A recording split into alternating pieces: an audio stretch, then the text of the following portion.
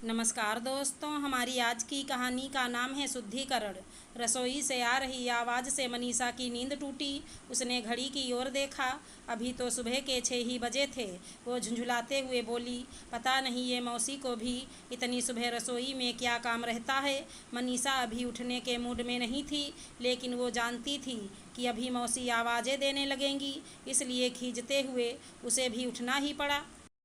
मनीषा और अनुज की शादी को 3 साल हो गए थे। मनीषा माँ बनने वाली थी।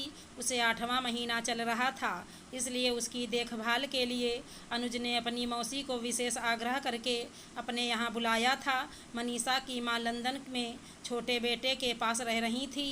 इतनी दूर से मनीषा की देखभाल करने के लिए आ पाना उनके लिए संभव नहीं था, और उसके परिवार में ऐसा और कोई नहीं था जो ऐसे समय में उसकी देखभाल करता।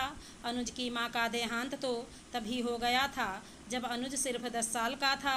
अनुज के पिता ने दूसरी शादी नहीं की, लेकिन खुद को पूरी तरह से अपने बिजनेस के काम में उलझा लिया था। पर अनुज को तकलीफ ना हो, इसलिए उन्होंने उसे अपनी साली अलका के पास भेज दिया।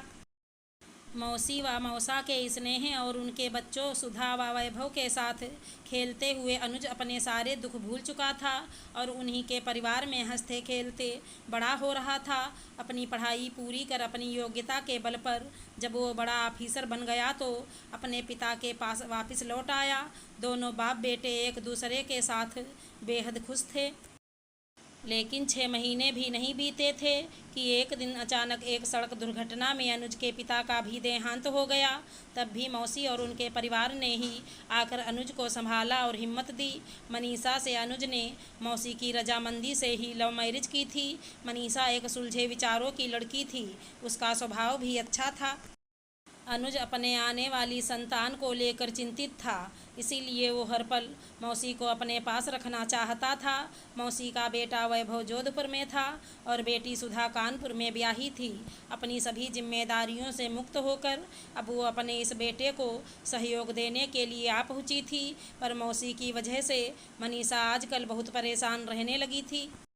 कुछ दिनों से दोपहर के समय जब वो सोती तो रसोई से देसी घी और मेवों की खुशबू आती, लेकिन शाम को जब वो रसोई में जाकर देखती तो वहाँ किसी भी चीज़ का कोई नामो निशान तक नहीं होता था। मनीषा संकोच के कारण मौसी से कुछ पूछ भी नहीं पाती थी। कभी कभी दोपहर में को मौसी बाजार जाती, वो क्या लाती हैं, कहाँ रखती हैं, ना आज तक उन्होंने बताया, न मनीषा ने पूछा। लेकिन वो जानती थी कि कुछ गड़बड़ तो ज़रूर चल रही है। इस बारे में उसने अनुज से बात करने की भी कोशिश की, पर अनुज मौसी को बहुत मानता था और उनके खिलाफ कुछ भी सुनने के लिए तैयार नहीं था। इसलिए उसने भी मनीषा की बातों को अनसुना कर दिया। एक दिन अनुज के सामने ही वो मौसी से तपाक से पूछ बैठी, मौसी आज दोपहर को आप बाजार गई थी ना, आपने क्या खरीदारी की? इस पर मौसी ने जवाब दिया, सुधा के बच्चे के लिए कुछ सामान लेना था, वहीं लेने गई थी। और इस तरह उन्होंने बात को टाल दिया। उसी दिन से मनीषा उनसे चिढ़ने लगी थी। एक दिन डॉक्टर के पास से वो लौटी तो देखा मौसी स्टोर रूम में थी। कामवाली ने बताया, कोई आदमी आया था, लकड़ी की बात हो रही थी। ये सुनकर मनीषा गुस्से से भर उठी। अब हमसे पूछे बिना घर के सामानों की खरीद फरोख्त भी शुरू कर दी गई है। हे भगवान, मैं क्या करूं? इन सब बातों से हो रहे तनाव की वजह से मनीषा की सेहत पर भी बुरा असर पड़ रहा था, लेकिन शक का कीड़ा उस पर पूरी तरह से हावी हो चुका था। अब उसे मौसी का यहाँ रहना बिल्कुल भी बर्दाश्त नहीं हो पा रहा था। वो किसी भी तरह मौसी को वापस जोधपुर उनके बेटे के पास भेज देना चाहती थी। अपनी इस योजना को साकार रूप देने के लिए सबसे पहले मनीषा ने अपनी सहेली से कहकर एक आया का इंतजाम किया। अब वो मौके की तलाश में थी। संयोग से मौसी की बेटी सुधा का फ़ोन आ गया। फ़ोन मनीषा ने ही उठाया था। सुधा ने बताया कि उसके पति राजीव काम के सिलसिले में कुछ दिनों के लिए बाहर गए हैं और उसकी तबीयत अचानक ख़राब हो गई है। अगर माँ 10-15 दिन के लिए आ सकें तो उसे बहुत सहारा हो जाएगा। बस इतना सुना था कि मनीषा को तो जैसे मौका ही मिल गया। उसने इस मुद्दे को खूब बढ़ा चढ़ा कर कहा कि हम अपने स्वार्थ के लिए मौसी को अभी अपने पास नहीं रख सकते। उनकी अपनी बेटी सुधा को उनकी ज़रूरत हमसे ज़्यादा है। इस तरह की कई बातें उसने कह डाली। इस तरह से एक तीर से दो शिकार हो गए। वो महान भी बन गई और उसकी समस्या भी सुलझ गई। मौसी के जाने के दूसरे दिन ही आया को घर में देख अनुज कुछ कुछ समझ गया था, लेकिन बोला कुछ नहीं। नियत समय पर मनीषा ने एक सुंदर सी बेटी को जन्म दिया। 4-5 दिनों में वो अस्पताल से घर भी आ गई। अब आया को रात में भी रुकना था, इसलिए मनीषा ने उसे मौसी वाला कमरा साफ करने को कहा और वो खुद मौसी के कमरे के पास वाले कमरे में आ गई। अभी उसे और बच्ची को 1.25 महीने इसी कमरे में रहना था। इसके बाद दोनों की शुद्धि पूजा और बेटी का नामकरण होना था। ये सारे नियम मौसी समझा कर गई, इसलिए अनुज ने वैसा ही इंतजाम कर दिया था। अस्पताल से आकर मनीषा लेटने जा रही थी कि अनुज ने उसे एक लिफाफा दिया और कहा, ये जाते वक्त मौसी ने दिया था, कहा था जिस दिन तुम अस्पताल से घर आ जाओ उसी दिन मैं तुम्हें दूँ। इतना कहकर अनुज बाहर चला गया। मनीषा ने लिफाफा खोलकर पत्र पढ़ना शुरू किया। पत्र में लिखा था, प्रिय बेटी मनीषा, आज तुम माँ बन गई हो। बहुत बहुत बधाई और आशीर्वाद। मुझे पोता हुआ है या पोती, जो भी है उसे ढेरों आशीष। बेटी मुझे माफ़ करना, तुम्हारी ज़रूरत के समय में मैं तुम्हारे साथ नहीं रह पाई। मैं तो तुम्हारी शुद्धि पूजा के बाद ही जाना चाहती थी, लेकिन सुधा के लिए मुझे पहले ही जाना पड़ रहा है। मेरे कमरे में तुम्हें वो सारी चीज़ें मिल जाएंगी जिसकी तुम्हें ज़रूरत है।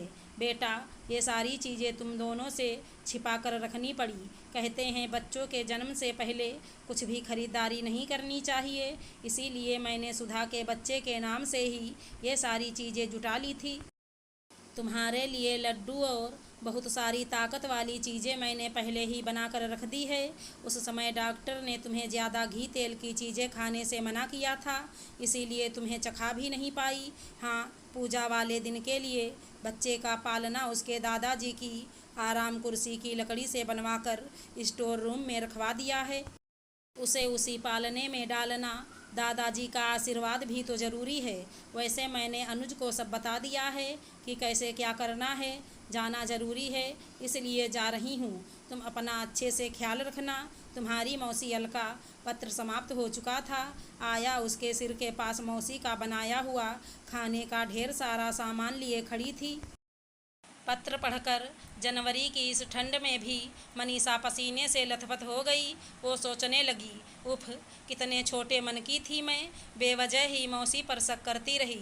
जो मौसी रात दिन मेरे और मेरे बच्चे के लिए सोचती रहीं, उन्हें ही घर से भगाने के लिए मैं हरदम परेशान रही।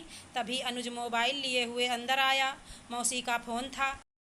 दोनों ने एक दूसरे का हाल चाल पूछा, पर मनीषा के मुंह से आवाज़ नहीं निकल रही थी। अंत में उसने सिर्फ इतना ही कहा, मौसी, जब तक आप नहीं आएंगी आपकी पोती का नाम नहीं रखा जाएगा। आपको मेरी कसम है, जो आपने आने से मना किया। इस पर मौसी ने हंसकर कहा, अरे मैं तो ऐसे ही आ जाती, इसमें कसम देने की क्या ज़रूरत है बेटा। और अब तो सुधा ठीक हो गई है, तो मैं बड़े आराम से आ सकती हूँ। मनीषा की बातें सुनकर अनुज हैरान रह गया।